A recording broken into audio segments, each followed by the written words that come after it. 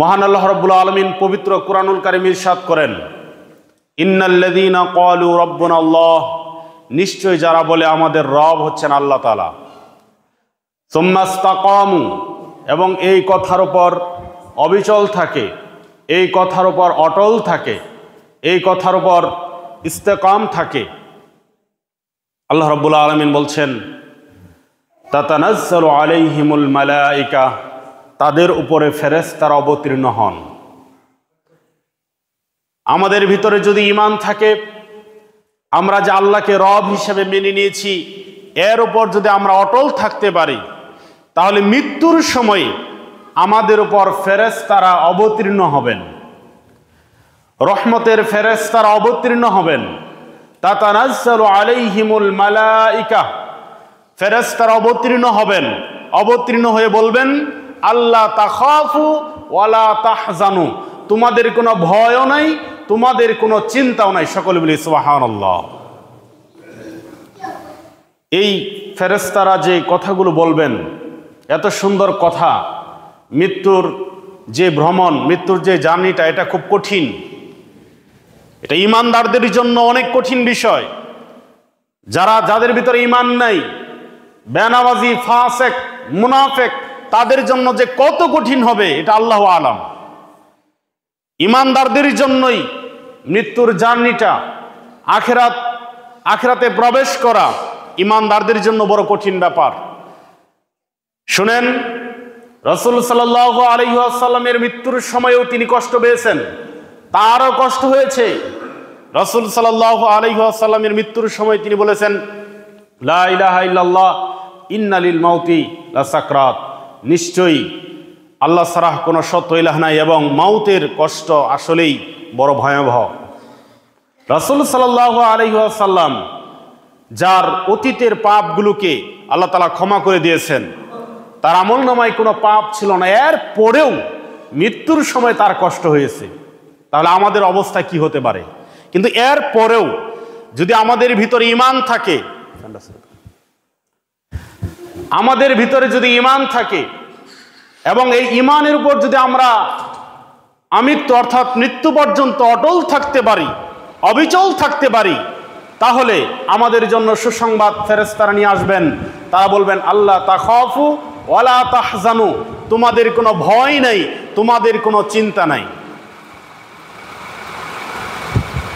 ওয়াবশিরু বিল জান্নাহ, তোমাদের জন্য সুসংবাদ, আল্লাতী কুনতুম তুআদুন, যেই জান্নাতের ওয়াদা আল্লাহ রাব্বুল আলামিন দিয়েছেন নবী রাসূলগণের মাধ্যমে। পৃথিবীতে তোমরা যেই জান্নাতের ওয়াদা পেয়েছো, সেই জান্নাতের সুসংবাদ আজকে তোমরা নাও।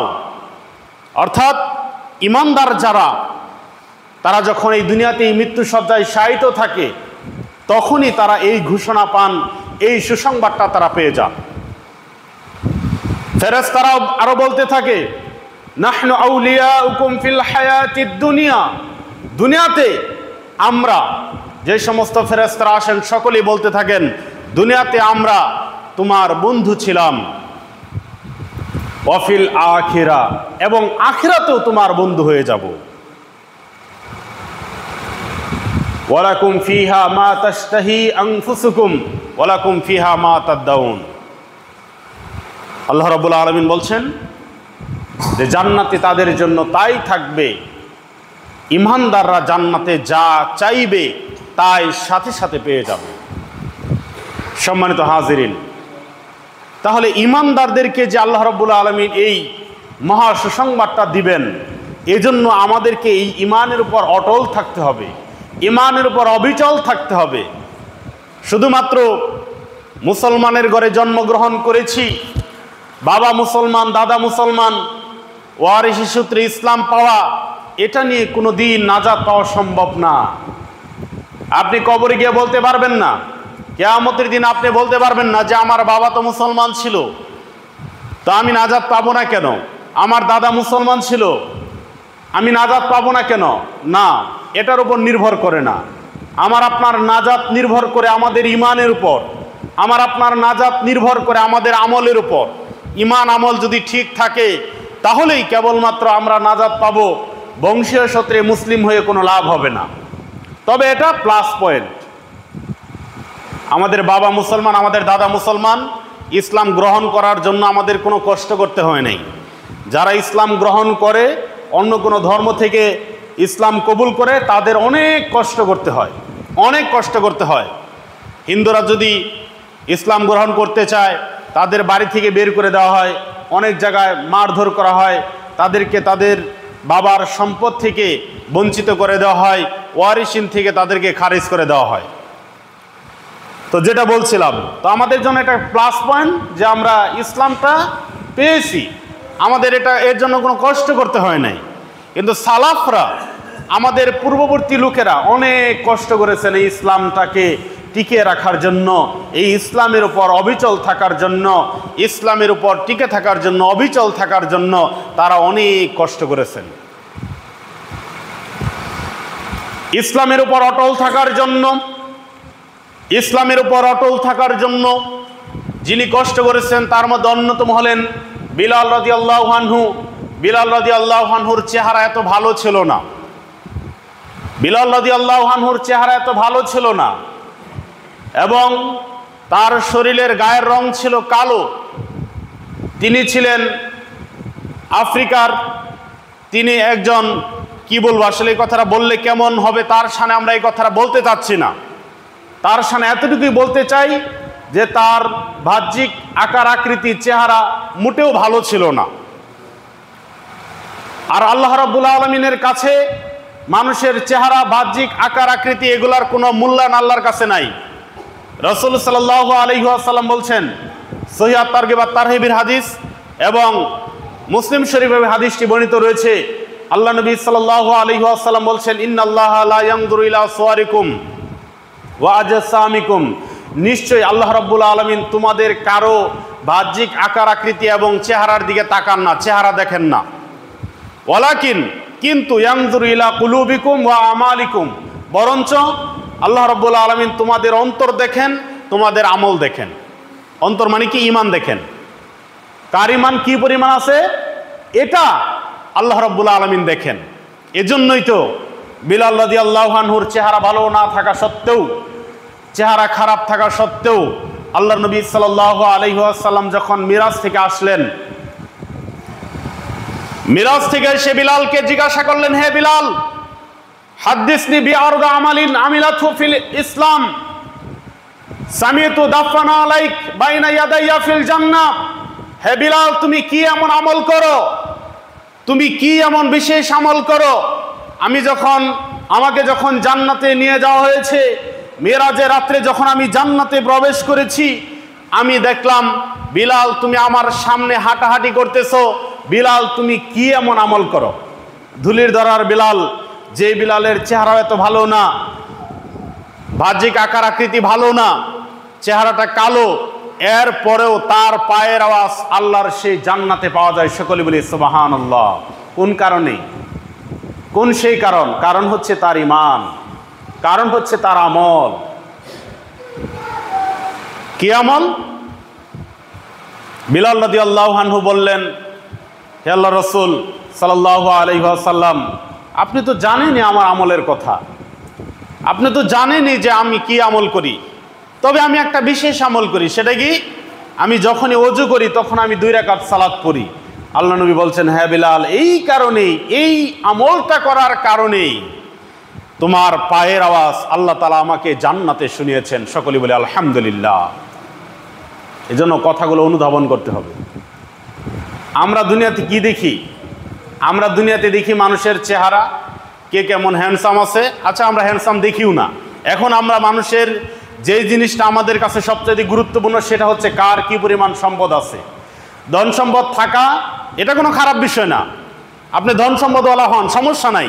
সাহাবীদের মধ্যে অনেক বড় বড় ধনী ছিল, উসমান বিন আফফান, এরকম অনেক বড় বড় সাহাবী ছিল, অনেক ধনী ছিল, সেটা কোনো সমস্যা না। সমস্যা হচ্ছে ইমানের দিক থেকে আপনাকে ধনী হতে হবে। সম্পদের দিক থেকে যেমন ধনী হতে হবে, ঠিক একইভাবে করে ইমানের দিক দিয়েও, আমলের দিক দিয়েও আমাদেরকে ধনী হতে হবে। তাহলে আমরা যে দুনিয়াতে ধন সম্পদ অর্জন করেছি, এগুলার ভ্যালু আল্লাহর কাছে থাকবে। তা না হলে দুনিয়াতে আমরা যতই সম্পদ উপার্জন করি না কেন, আমরা যদি ইমানের দিক দিয়ে গরিব হয়ে যাই, আমলের দিক দিয়ে যদি আমরা গরিব হয়ে যাই, তাহলে এই ধন সম্পদ আল্লাহর কাছে কোনোই মূল্য থাকবে না। সম্মানিত হাজিরিন, বলছিলাম সেই বিলালের কথা, যেই বিলালের পায়ের আওয়াজ আল্লাহ রাব্বুল আলামিন জান্নাতে তার নবীকে শুনিয়েছেন। কারণটা কি? কারণ হচ্ছে বিলাল রাদিয়াল্লাহু আনহুর ঈমান এবং আমল ছিল খাঁটি। সে ধনী না হলেও তার ঈমান আমলের দিক দিয়ে সে ধনী ছিল। সম্মানিত হাজিরিন, এবার আমি আপনাদের সামনে এই বিলাল রাদিয়াল্লাহু আনহুর, তিনি যে ইসলাম গ্রহণ করেছিলেন এর জন্য তাকে যে পরিমাণ কষ্ট করতে হয়েছে, কথাগুলো শুনবেন এবং অনুধাবন করবেন। বিলাল রাদিয়াল্লাহু আনহু যখন ইসলাম কবুল করলেন, ওই সময়ে কাফেরদের একটা নিয়ম ছিল, যারা কৃতদাস, যারা গোলাম এবং যারা গরিব ইসলাম গ্রহণ যদি তারা করত, তাদেরকে কাফেররা ধরে মারধর করত। আর যদি কোনো ধনী মানুষ, কোনো প্রভাবশালী মানুষ যদি ইসলাম গ্রহণ করত, তাহলে তাকে গালিগালাজ করত। বাড়ির আশেপাশে গিয়ে, বাড়ির আঙ্গিনায় গিয়ে তাকে গালিগালাজ করে এসে পড়ত। তো বিলাল রাদিয়াল্লাহু আনহু তো একেবারেই দরিদ্র, একেবারেই গরিব, নিঃস্ব, অভাবী মানুষ। অন্যদিকে তিনি ছিলেন একজন গোলাম। তো বিলাল রাদিয়াল্লাহু আনহু যার গোলাম ছিলেন, সেই নরপিচাস বিলাল রাদিয়াল্লাহু আনহুকে এই ইসলাম কবুল করার কারণে কি পরিমাণ কষ্ট দিয়েছিলেন। সিরাত ইবনে হিশামের প্রথম খণ্ডের 317 পৃষ্ঠা এবং 18 পৃষ্ঠায় ঘটনাটি রয়েছে। ইবনে হিশাম এই ঘটনাটা বর্ণনা করেন যে বিলাল রাদিয়াল্লাহু আনহু যখন ইসলাম কবুল করলেন, তার মুনিব যখন এটা শুনতে পেল, তখন বিলাল রাদিয়াল্লাহু আনহুর গলার মধ্যে রশি লাগিয়ে সেই মরুভূমির উত্তপ্ত বালির উপরে নিয়ে গিয়ে তার বুকের উপরে বিশাল বড় একটা পাথর চাপিয়ে দিয়ে সেখানে ফেলে রাখত। বিলাল রাদিয়াল্লাহু আনহু যার গোলাম ছিল, সে বলতো, লা তাযালু হাকাযা হাত্তা তামুতা আও তাকফুরা বিমুহাম্মাদিন ওয়া তা'বুদাল্লাতা ওয়াল উজ্জা। হে বিলাল, তুমি যদি ইসলাম পরিত্যাগ না করো, তুমি যদি লাত উজ্জার ইবাদত না করো, তুমি যদি মুহাম্মদের সাথে কুফরি না করো, তাহলে আমৃত্যু অর্থাৎ মৃত্যু পর্যন্ত তোমাকে এখানেই ফেলে রাখবো। বিলাল রাদিয়াল্লাহু আনহু মুখ দিয়ে শুধু বলতেন, আহাদুন ইনজিক, আহাদুন আহাদুন আহাদুন, অর্থাৎ এক আল্লাহ, এক আল্লাহর উপর ঈমান এনেছি, এক আল্লাহর উপর ঈমান এনেছি। তিনি যেন এভাবে বলতে চাইছেন, এক আল্লাহর উপর ঈমান এনেছি, জীবন চলে যাক তারপরেও ঈমান ছেড়ে দিব না। সকলে বলি সুবহানাল্লাহ। এটা হচ্ছে ঈমান। ইসলামের জন্য তারা কষ্ট করেছেন, কষ্ট তাদের করতে হয়েছিল, আমাদের এটা করতে হয় নাই। আমরা জন্মসূত্রেই মুসলিম, আমাদের এই কষ্ট করতে হয় নাই। রাসূল সাল্লাল্লাহু আলাইহি ওয়াসাল্লাম তিনি যখন বিলালের পাশ দিয়ে যেতেন মরুভূমিতে, তিনি তো তখন তেমন কিছু করতে পারতেন না, তার শক্তি সামর্থ্য ওইরকম ছিল না। কাফেরদের কাছ থেকে যে বিলালকে ছাড়িয়ে আনবেন, এই পরিমাণ টাকা পয়সাও তার কাছে ছিল না, দিনার দিরহামও তার কাছে ছিল না। তিনি শুধু বলতেন, আহাদুন ইনজিকা, আহাদুন ইনজিকা, আল্লাহ তাআলা তোমাকে মুক্তি দিবেন, আল্লাহ তাআলা তোমাকে নাজাত দিবেন। আবু বকর রাদিয়াল্লাহু আনহুকে যখন রাসূল সাল্লাল্লাহু আলাইহি ওয়াসাল্লাম বিলালের এই ঘটনা বললেন, আবু বকর রাদিয়াল্লাহু আনহুর টাকা পয়সা ওই সময় ছিল, তিনি বিলাল রাদিয়াল্লাহু আনহুকে মুক্ত করে দিলেন। আবু বকরের পিতা আবু কুহাফা তিনি বললেন যে, তুমি কেমন একটা গোলাম আজাদ করলা, কি একটা গোলাম তুমি আজাদ করলা, এটা দিয়ে তো আমাদের কোনো কাজ হবে না। কিছু টাকা পয়সা দিয়ে তাকে ছাড়িয়ে দেওয়া হয়েছে, ছাড়িয়ে নিলেন। রাসূল সাল্লাল্লাহু আলাইহি ওয়াসাল্লাম তাদেরকে লক্ষ্য করে বললেন যে, আবু বকর একজন নেতা এবং সে একজন নেতাকেই উদ্ধার করেছে। অর্থাৎ বিলাল রাদিয়াল্লাহু আনহুকে সম্মান করে সাইয়্যিদুন শব্দ আল্লাহ নবী সাল্লাল্লাহু আলাইহি ওয়াসাল্লাম উল্লেখ করেছেন। সম্মানিত হাজিরিন, বিলাল রাদিয়াল্লাহু আনহুকে বিভিন্ন সময়ে এরকম কষ্ট তো দেওয়া হতোই। অনেক সময়ে গলার মধ্যে রশি লাগিয়ে মক্কার অলিতে গলিতে তাকে টেনে হেঁচড়ে নিয়ে যাওয়া হতো এবং ছেলেরা তার শরীরের মধ্যে পাথর দিয়ে ঢেলা দিতেন, পাথর নিক্ষেপ করতেন। এতটুকু কষ্ট তিনি স্বীকার করেছেন শুধু ইসলামের জন্য। তারপর আরেকজন সাহাবী, বিশিষ্ট একজন সাহাবী, এই ঘটনাটি বর্ণিত রয়েছে আল ইসাবা ফি তামিদিস সাহাবা 2212 নম্বর নঙ্গে একটি হাদিস বর্ণিত রয়েছে। খাব্বাব ইবনুল আরাত রাদিয়াল্লাহু আনহু একজনের গোলাম ছিল, যার গোলাম ছিলেন তিনি একজন কামার ছিল। তিনি একজন কামার ছিল, অর্থাৎ আগুন দিয়ে পুড়িয়ে বিভিন্ন লোহার যন্ত্রপাতি তৈরি করত। আমরা যখন এই ঘটনাগুলো ইতিহাসের কিতাব থেকে পড়ি তখন আশ্চর্য হয়ে যায় যে তারা ইসলামের জন্য, ইমানের উপর অটল থাকার জন্য, ইসলামের উপর অবিচল থাকার জন্য কি পরিমাণ কষ্ট করেছে। আর আমরা মুসলমান হওয়া সত্ত্বেও এবাদত বন্দিগিতে আমাদের গাফিলতি।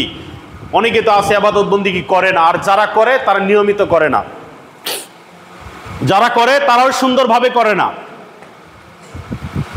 সম্মানিত হাজিরিন, খাব্বাব ইবনুল আরাত রাদিয়াল্লাহু আনহু ইসলামের জন্য এমন কষ্ট স্বীকার করেছেন যার ঘটনা ইতিহাসে বিরল। খাব্বাব ইবনুল আরাত রাদিয়াল্লাহু আনহুকে এই ইসলাম গ্রহণ করার অপরাধে তাকে লোহা গরম করার পরে লোহা যেরকম লাল হয়ে যায়, কামারের দোকানে তো অনেকেই গিয়েছেন, দেখবেন যে লোহা গরম করলে যেমন লাল হয়ে যায়, এইরকমভাবে লোহা গরম করে লাল টকটকে করে সেখানে খাব্বাব ইবনুল আরাত রাদিয়াল্লাহু আনহুকে শুয়ে দেওয়া হতো। খাব্বাব ইবনুল আরাত রাদিয়াল্লাহু আনহুকে শুয়ে দেওয়া হতো। তিনি যতক্ষণ পর্যন্ত অজ্ঞান না হয়ে যেতেন ততক্ষণ পর্যন্ত সেখানে তাকে শুয়ে রাখা হতো। খাব্বাব ইবনুল আরাত রাদিয়াল্লাহু আনহু যখন অজ্ঞান হয়ে যেতেন তখন ওই তার মুনিব তাকে ওই লোহার উপর থেকে সরিয়ে রাখতেন। খাব্বাব ইবনুল আরাত রাদিয়াল্লাহু আনহু জীবনের শেষ দিকে ওমর রাদিয়াল্লাহু আনহু তার সাথে সাক্ষাৎ করলেন। সাক্ষাৎ করার পর তাকে জিজ্ঞাসা করলেন, হে খাব্বাব, ইসলাম গ্রহণ করার কারণে তুমি যেই কষ্ট স্বীকার করেছিলা সেইগুলো আমাদেরকে একটু বর্ণনা করে শোনাও। খাব্বাব ইবনুল আরাত রাদিয়াল্লাহু আনহুর পিঠে গর্ত হয়ে গেছিল। আগুনের উপরে রাখার কারণে তার পিঠে গর্ত হয়ে গেছিল। ওমর রাদিয়াল্লাহু আনহু তার পিঠের এই অবস্থা দেখে তিনি ঝরঝর করে চোখের পানি ছেড়ে দিলেন আর কান্না করতে লাগলেন যে খাব্বাব ইসলামের জন্য কি পরিমাণ কষ্ট স্বীকার করেছে। আগুনে পোড়ার কারণে তার পিঠের অবস্থা এমন হয়ে গিয়েছিল, তার পিঠের মধ্যে ঘা হয়ে গিয়েছিল। খাব্বাব ইবনুল আরাত রাদিয়াল্লাহু আনহু বেশিরভাগ সময় রাসূলের সামনে এসে বলতেন, যদি মৃত্যু কামনা করা জায়েজ হয়ে যেত তাহলে আমি আল্লাহর কাছে মৃত্যু কামনা করতাম। যদি মৃত্যু কামনা করা জায়েজ হয়ে যেত তাহলে আমি আল্লাহর কাছে মৃত্যু কামনা করতাম। আমি কষ্ট সহ্য করতে পারি না, হে আল্লাহর নবী, আমি রাত্রে ঘুমাতে পারি না। রাসূল সাল্লাল্লাহু আলাইহি ওয়াসাল্লামের কাছে এসে খাব্বাব ইবনুল আরাত রাদিয়াল্লাহু আনহু এই ঘটনাগুলো বলতেন আর তিনি কান্না করতেন। তিনি যখন মৃত্যুবরণ করলেন, আলী রাদিয়াল্লাহু আনহু কোনো এক যুদ্ধের ময়দান থেকে যখন তার কবরের পাশ দিয়ে আসতেছিলেন তখন তিনি সেখানে দাঁড়িয়ে গেলেন। দাঁড়িয়ে দীর্ঘক্ষণ দোয়া করলেন, রাহিমাহুল্লাহু খাব্বাবা লাকাদ আসলামা রাগিবা অবতুলিয়া ফি জিসমি আহওয়ালা। তিনি দোয়া করলেন যে আল্লাহ রাব্বুল আলামিন খাব্বাবের উপরে রহম করুন, খাব্বাবের উপর দয়া করুন। তিনি ইসলাম গ্রহণ করেছেন, আনুগত্যের সাথে ইসলাম কবুল করেছেন এবং জীবনযাপন করেছেন মুজাহিদের মতো। এবং তিনি ইসলাম কবুল করার কারণে তিনি শারীরিকভাবে নির্যাতন সহ্য করেছেন।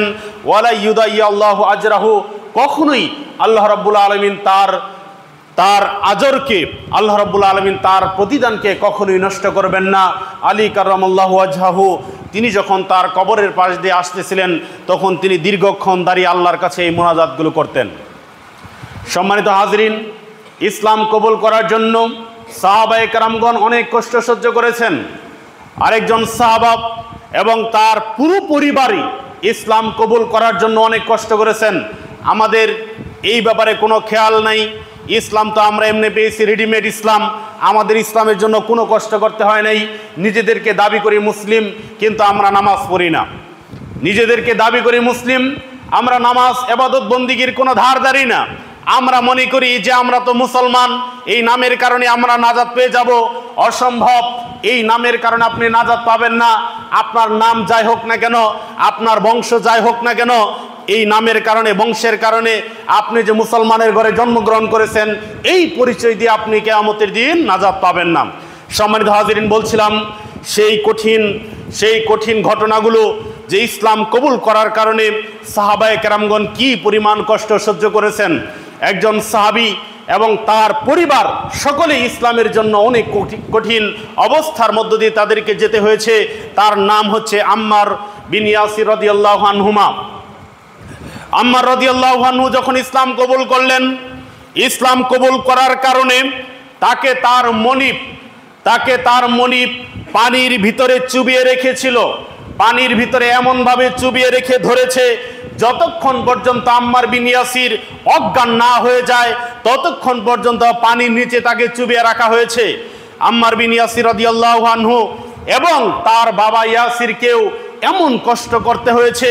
মরুভূমিতে নিয়ে গিয়ে তাকে আঘাত করা হয়েছে, লাঠি দিয়ে আঘাত করা হয়েছে, তার শরীর থেকে রক্ত বেয়ে বেয়ে পড়েছে। আল্লাহ নবী সাল্লাল্লাহু আলাইহি ওয়াসাল্লাম তাদের এই দৃশ্য দেখে, তাদের এই করুণ দৃশ্য দেখে তিনি বলেছিলেন, সাবরান আলা ইয়াসির ফাইন্না মাউইদাকুমুল জান্নাহ, হে ইয়াসিরের পরিবার ধৈর্য ধারণ করো, জান্নাত তোমাদের একেবারে নিকটে, মৃত্যুর সাথে সাথে তোমাদের জন্য জান্নাত হয়ে যাবে। সকল বলি সুবহানাল্লাহ। রাসূল সাল্লাল্লাহু আলাইহি ওয়াসাল্লাম কষ্টগুলো দেখেছেন, তিনি তো কিছুই করতে পারছিলেন না, শুধুমাত্র তিনি আল্লাহর কাছে দোয়া করেছেন। তিনি তো তেমন কিছু করতে পারছিলেন না, কারণ তিনি তো ধনী ছিলেন না, তার কাছে তো এত টাকা পয়সা ছিল না, দিনার দিরহাম তার কাছে ছিল না। এজন্য তিনি সান্ত্বনামূলকভাবে জান্নাতের কথাগুলো বলেছেন।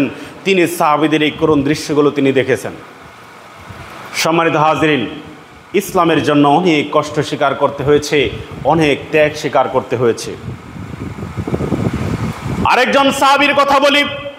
আজকের আলোচনার বিষয় হচ্ছে ইসলামের জন্য ত্যাগ স্বীকার। আমরা ইসলামের জন্য কিছুই ত্যাগ স্বীকার করতে পারি না। আমরা নিজেদেরকে দাবি করি মুসলমান, কিন্তু আমরা মসজিদে আসতে পারি না। নিজেদেরকে আমরা দাবি করি মুসলমান, আমরা রমজান মাস আসলে রোজা রাখতে পারি না। নিজেদেরকে আমরা দাবি করি মুসলমান, কিন্তু আমাদের নিসাব পরিমাণ সম্পদ হওয়া সত্ত্বেও যাকাত দিতে পারি না। নিজেদেরকে আমরা দাবি করি মুসলমান, কিন্তু ইবাদত বন্দিগির ধার আমরা ধারি না। এইগুলো আসলে করে কোনো লাভ হবে না। ইবাদত বন্দিগি করেই নিজেকে মুসলিম পরিচয় দিতে হবে। ইবাদত বন্দিগি ছাড়া নিজেকে মুসলিম পরিচয় দেওয়া, এটা আল্লাহর সাথে একটা হটকারিতা, আল্লাহর সাথে ঠাট্টা করা। এইগুলা করে কেউ কোনোদিন সফলতা অর্জন করতে পারবে না। সম্মানিত হাজিরিন, বলছিলাম মুসআব ইবনে উমাইরের কথা। মুসআব ইবনে উমাইর রাদিয়াল্লাহু আনহুর ঘটনাগুলো পড়বেন। কোরআন এবং হাদিসের মধ্যে এই ঘটনাগুলো রয়েছে। মুসআব ইবনে উমাইর রাদিয়াল্লাহু আনহু ইসলামের জন্য কষ্ট স্বীকার করেছেন। মুসআব ইবনে উমাইর রাদিয়াল্লাহু আনহু ইসলামের জন্য কষ্ট স্বীকার করেছেন। মুসআব ইবনে উমাইর রাদিয়াল্লাহু আনহু একজন ধনী পরিবারের সন্তান ছিলেন। তার মা ছিল অনেক ধনী ঘরের সন্তান। তার মায়ের অনেক সম্পদ ছিল, অনেক দিনার দিরহাম তার মায়ের ছিল, এবং মক্কার ওই সময়কার প্রভাবশালী একজন মহিলা ছিল তার মা। মুসআব ইবনে উমাইর এমন ঘরে তিনি জন্মগ্রহণ করেছিলেন, এমন ধনী পরিবারের সন্তান তিনি ছিলেন। তিনি শরীরে যে আতর মাখতেন, শরীরে যে সেন্ট ব্যবহার করতেন, ইতিহাসের মধ্যে এই ঘটনাগুলো রয়েছে যে এত দামি আতর ছিল সেইগুলা। এই আতরগুলো দিয়ে যখন তিনি রাস্তা দিয়ে যেতেন, কয়েকদিন পরেও যদি ওই রাস্তা দিয়ে কোনো মানুষ যাইতো, যাওয়ার পর বুঝতে পারতো যে এই রাস্তা দিয়ে মুসআব ইবনে উমাইর চলে গেছে। এত দামি আতর তিনি ব্যবহার করতেন। এবং তিনি পোশাকের দিক দিয়ে অনেক, তিনি অনেক ধনী ছিলেন। একটা পোশাক তিনি 3 দিনের বেশি কোনো দিন পরতেন না। কিন্তু যখন তিনি ইসলাম কবুল করলেন, ইসলাম গ্রহণ করলেন, ইসলামটাকে তিনি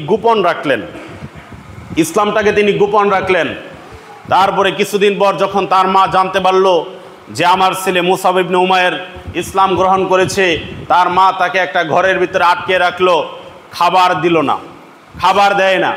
তারপরে ইতিহাসের মধ্যে, ঘটনার মধ্যে রয়েছে, মুসআব ইবনে উমাইরের মা বলল, তুমি যদি ইসলাম পরিত্যাগ না করো, তুমি যদি ইসলামকে ছেড়ে না দাও, তুমি যদি ইসলাম ত্যাগ না করো, তাহলে আমি আমি আর একটা দানা পানি মুখে নিব না, আমি একটু খাবারও খাবো না। মুসাব ইবনে উমাইর বলেছিল, আমি কোনো এক জুমায় বলেছিলাম, আলোচনায় বলেছিলাম যে মা বাবার বাধ্য হতে হবে, মা বাবার সাথে খারাপ আচরণ করা যাবে না। কিন্তু আপনি যখন ইসলামের কথা আসবে, যখন আল্লাহর আনুগত্যের কথা আসবে, আল্লাহর আনুগত্যের কথা যখন আসবে, তখন ওই ক্ষেত্রে আপনি মা বাবার অবাধ্য হতে পারবেন। এই জিনিসটা বুঝে রাখেন। অনেকে আজকের আলোচনা শুনে বলবেন যে আপনি ওই দিন আলোচনা করলেন যে মা বাবার অবাধ্য হওয়া যাবে না, আজকে আবার আলোচনা করতেছেন যে মুসাব ইবনে উমাইর একজন সাহাবী হওয়া সত্ত্বেও মা বাবার অবাধ্য হয়েছে। যে এটা কোরআনেরই একটা কথা, যে যেই বিষয়ে ইসলামের যদি কোনো বিষয় আসে, ইসলামের কোনো বিষয় যদি আসে, তাহলে মা বাবার অবাধ্য হওয়া যাবে। শুনেন, মুসাব ইবনে উমাইর বলল, হে মা, তুমি যদি একবার না দুইবার না, তুমি 1000 বারও যদি না খেয়ে মারা যাও, এরপরে আমি মুসাব ইবনে উমাইর ইসলাম পরিত্যাগ করব না। সকলে বলে আলহামদুলিল্লাহ। সম্মানিত হাজিরিন, কোন সিরাত কিতাবে এই ঘটনাটা এমনভাবে বর্ণিত হয়েছে, মুসাব ইবনে উমাইরের মা বলল, তুমি যদি ইসলাম ত্যাগ না করো, তাহলে যে আমি রৌদ্রের মধ্যে দাঁড়াইলাম, আমি ছায়ার মধ্যে পর্যন্ত যাব না। মানে তাকে যেভাবে হোক আটকাইতে চাচ্ছে। তারপরে তাকে বন্দি করে রাখলো অনেক দিন। তারপরে তিনি লুকিয়ে পালিয়ে রাসূল সাল্লাল্লাহু আলাইহি ওয়াসাল্লামের কাছে চলে গেলেন। এত ধনী ঘরের সন্তান কিসের টানে গেলেন? কিসের টানে গেলেন? ইসলামের টানে গেলেন, ইমানের জন্য গেলেন। মুসাব ইবনে উমাইর রাদিয়াল্লাহু আনহু রাসূল সাল্লাল্লাহু আলাইহি ওয়াসাল্লামের দরবারে চলে গেলেন। সেখানে গিয়ে তিনি তো তার ঘটনা বললেন যে আমার মা আমাকে এইভাবে আটকে রেখেছিল, তারপর আমি এইভাবে পালিয়ে এসেছি। রাসূল সাল্লাল্লাহু আলাইহি ওয়াসাল্লাম তাকে আহলে সুফার সাথে থাকতে বললেন, অর্থাৎ মসজিদে নববীর বারান্দায়। তার স্থান হলো, দেখেন ইসলামের প্রতি তাদের টান কেমন ছিল, ইসলামের প্রতি তাদের আগ্রহটা কেমন ছিল। তারপরে উহুদের যুদ্ধে যখন রাসূল সাল্লাল্লাহু আলাইহি ওয়াসাল্লাম মুসাব ইবনে উমাইরকে দায়িত্ব দিলেন যে হে মুসাব, আমি তোমাকে ইসলামের এই পতাকাটা তোমার হাতে তুলে দিলাম, এই ইসলামের পতাকাটা তুমি উপরে উঠিয়ে ধরবে, এই ইসলামের পতাকাটার যেন কোনো অসম্মান না হয়। মুসাব ইবনে উমাইরকে আল্লাহ নবী সাল্লাল্লাহু আলাইহি ওয়াসাল্লাম উহুদের প্রান্তরে এই বিশাল বড় একটা দায়িত্ব দিয়ে দিলেন। মুসাব ইবনে উমাইর রাদিয়াল্লাহু আনহু উহুদের ময়দানে যুদ্ধ করতেছেন। এমন সময় একজন কাফের এসে তার হাতটাকে কেটে ফেললো, যে হাতে পতাকা ছিল এই হাতটাকে কেটে ফেললো। তারপরে তিনি ডান হাতে পতাকা ছিল, বাম হাতে ধরলেন। তারপর আর একটা কাফের এসে বাম হাতটাও কেটে ফেললো। তারপরে ওই ইসলামের পতাকাটাকে তিনি বাহুর দ্বারা, হাতের বগলের নিচে বাহুর দ্বারা তিনি আঁকড়িয়ে ধরলেন। ইসলামের পতাকাটাকে তিনি মাটিতে পড়তে দিলেন না। এমত অবস্থায় একজন কাফের এসে মুসাব ইবনে উমাইরের ঘাড় থেকে মাথাটা আলাদা করে ফেললো। রাসূল সাল্লাল্লাহু আলাইহি ওয়াসাল্লাম উহুদের ময়দানে সাহাবীদের লাশ দেখতেছেন, যারা শহীদ হয়েছে তাদের লাশ দেখতেছেন, আর বলতেছেন যে আমার মুসাব কোথায়, আমার মুসাব কোথায়। এমত অবস্থায় তিনি দেখতে পেলেন মুসাব ইবনে উমাইরের মাথাটা এক পাশে পড়ে আছে, মুসাব ইবনে উমাইরের দেহটা এক পাশে পড়ে আছে। রাসূল সাল্লাল্লাহু আলাইহি ওয়াসাল্লাম লাশের দিকে লক্ষ্য করে বললেন, হে মুসাব, মক্কায় তোমার মতো ধনী কোনো ব্যক্তি আমি দেখিনি, মক্কায় তোমার মতো এত সুন্দর পোশাক পরতে কোনো যুবককে আমি দেখিনি। তুমি এত ধনী পরিবার থেকে এসেছো, এরপরে ইসলামটাকে তুমি কবুল করে আজকে জিহাদের ময়দানে শহীদ হয়ে গেছো। হে মুসাব, তুমি জেনে রাখো, আমি তোমার জন্য কিয়ামতের দিন সাক্ষী হয়ে যাব, আল্লাহর দরবারে আমি তোমার জন্য সাক্ষী দেব। সকলে বলে সুবহানাল্লাহ। ইসলামের জন্য তারা কতটা ত্যাগ স্বীকার করেছেন। ধনী পরিবারে জন্মগ্রহণ করেছেন, পোশাকে তারপরে খাবারে কোনো সমস্যা ছিল না। এরপরে ইসলামের প্রতি তাদের টান, ইসলামের প্রতি তাদের আগ্রহ, এই আগ্রহের কারণে তারা রাসূল সাল্লাল্লাহু আলাইহি ওয়াসাল্লামের কাছে চলে এসেছিলেন শুধুমাত্র ইসলামের জন্য। আরেকটি ঘটনা বলে আজকের আলোচনা শেষ করে দিব। এই ইসলামটা কোনো সহজ বিষয় না। রাসূল সাল্লাল্লাহু আলাইহি ওয়াসাল্লাম তার বিশিষ্ট একজন সাহাবী, যে কথাটা আমি আগে বলেছি, খাব্বাব ইবনুল আরাত রাদিয়াল্লাহু আনহু আল্লাহর নবীর দরবারে গিয়ে বললেন, হে আল্লাহর নবী, আমি তো আর এরকম জ্বালা সহ্য করতে পারছি না, এইরকম কষ্ট সহ্য করতে পারছি না। কবে আল্লাহ তাআলা আমাদেরকে সাহায্য করবেন? আমাদেরকে কবে আল্লাহ তাআলা কাফেরদের হাত থেকে বাঁচাবেন? আমরা কবে এই নির্যাতন থেকে মুক্তি পাবো? রাসূল সাল্লাল্লাহু আলাইহি ওয়াসাল্লাম তাকে বললেন, বুখারীর 3612 নম্বর হাদিস, আল্লাহ নবী সাল্লাল্লাহু আলাইহি ওয়াসাল্লাম বললেন, হে খাব্বাব, অধৈর্য হইও না। কানা রাজুলু ফী মান ক্বাবলাকুম ইহফারু লাহু ফিল আরদি ফায়ুজআলু ফীহি। হে খাব্বাব, তুমি জেনে রাখো, তোমাদের পূর্বে যারা ইসলাম গ্রহণ করেছে তাদেরকে তোমার চাইতে বড় কষ্টের মধ্য দিয়ে যেতে হয়েছে। তাদের কাউকে এমন অবস্থার শিকার হতে হয়েছে, আল্লাহ নবী বলছেন যে তাদেরকে গর্ত করে গর্তের মাঝে তাদেরকে রেখে সেখানে ফায়ুজাউ বিল মিনশার, বিশাল বড় কড়া টেনে তাদেরকে ফায়ুশাক্কু বিসনাতাইন, তাদেরকে দুই টুকরা করে ফেলা হয়েছে। ওয়ামা ইয়াসুদ্দুহু যালিকা আন দীনিহি, এরপরেও তাদেরকে ইসলাম থেকে তারা বিরত রাখতে পারেনি। সকলে বলি সুবহানাল্লাহ। অনুধাবন করেন, মনোযোগ দিয়ে শুনেন। রাসূল সাল্লাল্লাহু আলাইহি ওয়াসাল্লাম খাব্বাবকে এই কথা বললেন যে তোমাদের পূর্ববর্তী লোকদেরকে ইসলাম কবুল করার কারণে এমন কষ্টের মধ্য দিয়ে যেতে হয়েছে, কাউকে এমন করা হয়েছে গর্ত করে, জমিনের মধ্যে গর্ত করে সেখানে ফেলে তারপরে করাত দিয়ে দুই টুকরো করে ফেলা হয়েছে। ওয়ায়ুমশাতু বিআমশাতিল হাদিদ, এবং এমন কাউকে এমন অবস্থা করা হয়েছে যে তাদের শরীর থেকে লোহার চিরুনি দিয়ে, বিআমশাতিল হাদিদ মা দুনা লাহমিহি মিন আযমিন আও আসাবিন, তাদের শরীর থেকে লোহার চিরুনি দিয়ে শরীর থেকে গোশতগুলো আলাদা করে ফেলা হয়েছে, রগ রেশাগুলো ছিঁড়ে ফেলা হয়েছে। ওয়ামা ইয়াসুদ্দুহু যালিকা আন দীনি, এরপরেও তারা ইসলাম থেকে বিরত হন নাই। ইসলামের উপর তারা অবিচল ছিলেন, অটল ছিলেন। সকলে বলি সুবহানাল্লাহ। সম্মানিত হাজিরিন, আপনি মুসলমান, নিজেকে মুসলমান পরিচয় দেন, কিন্তু আপনি নামাজে এসে উপস্থিত হতে পারেন না। আপনি নিজেকে মুসলমান পরিচয় দেন, মানুষের সাথে ধোঁকাবাজি করেন। আপনি নিজেকে মুসলমান পরিচয় দেন, মানুষের সাথে প্রতারণা করেন। আপনি নিজেকে মুসলমান পরিচয় দেন, মিথ্যা কথা বলেন, গীবত করেন। আপনি নিজেকে মুসলমান পরিচয় দেন, নামাজের সময় আপনি মসজিদে আসেন না। গত জুমায় আমি একটা আলোচনা করেছিলাম যে ঈমান থাকলে জান্নাতে যাওয়া যাবে, কিন্তু এটা শুনে অনেকেই মনে করেছে যে ঈমান থাকলেই তো হবে, নামাজ পড়ে কী লাভ হবে। অনেকের এই রকম কথা আমরা শুনতে পাই। অনেকেই বলে যে আমি নামাজ না পড়লে কি হবে, আমার ঈমান ভালো আছে। অনেকেই এই কথাটা বলে যে আমি নামাজ না পড়লে কি হবে, আমার ঈমান ভালো আছে। আরে মিয়া, তোমার তো ঈমানই ভিতরে নাই। ঈমানই তো নাই, ভালো থাকা মন্দ থাকা অনেক দূরের ব্যাপার। ঈমানই তো নাই, নামাজ না পড়লে তো ঈমানই থাকে না। আমি যেই আলোচনাগুলো বলেছিলাম সেটা হচ্ছে ঈমানের ফজিলত, ভুল বুঝবেন না। আলোচনা যেভাবে কোরআন হাদিসে যেভাবে উল্লেখ রয়েছে এইভাবেই করতে হয়। এইগুলা যদি খুঁটিনাটি আরও বিভিন্ন বিষয় আনতে চাই তাহলে খুতবা অনেক লম্বা হয়ে যায়। আমি যদি আপনাদেরকে বলি যে আত্মীয়তার সম্পর্ক যারা ছিন্ন করে তারা জান্নাতে যাবে না, একটা ওয়াজ করলাম। আবার যদি আপনি বলেন যে না, ঈমান তো আমার ভিতরে আছে, আত্মীয়তার সম্পর্ক ছিন্ন করলে তো জান্নাতে যাওয়া যাবে না, তাহলে এই ভুল বোঝা যাবে না। কোরআন হাদিসে যেভাবে আলোচনাগুলো আছে আমরা আপনাদের সামনে ওইভাবেই এটা স্পষ্ট করার চেষ্টা করি। সম্মানিত হাজিরান, বলছিলাম